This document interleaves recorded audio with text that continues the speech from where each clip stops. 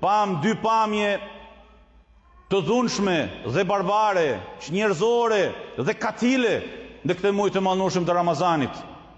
Shkatrimin e jetës dhe bombardimin e jetës në Gaza, edhe shkatrimin e xhamive, rrahjen dhe torturimin, shkeljen e të drejtave të njeriut dhe genocidin e hinduzëve terrorist kundër muslimanëve në zonat muslimane të atij vendit, atij kontinentit të madh. E çuditshme. E çuditshme. Ku është bota që sensibilizohej për një revistë hipokrite, që prekte ndjenjat e 2 miliard njerëzve në botë?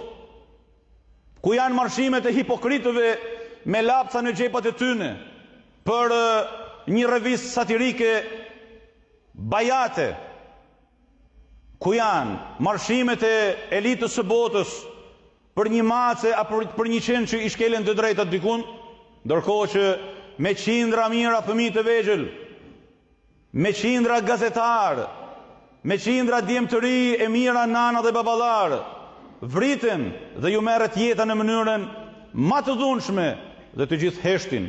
Madje disa prej tyre në fytyrat e të cilëve është shkruar barbaria dhe hipokrizia, dalin dhe miratojnë këto si të ishin disa veprime krejt normale.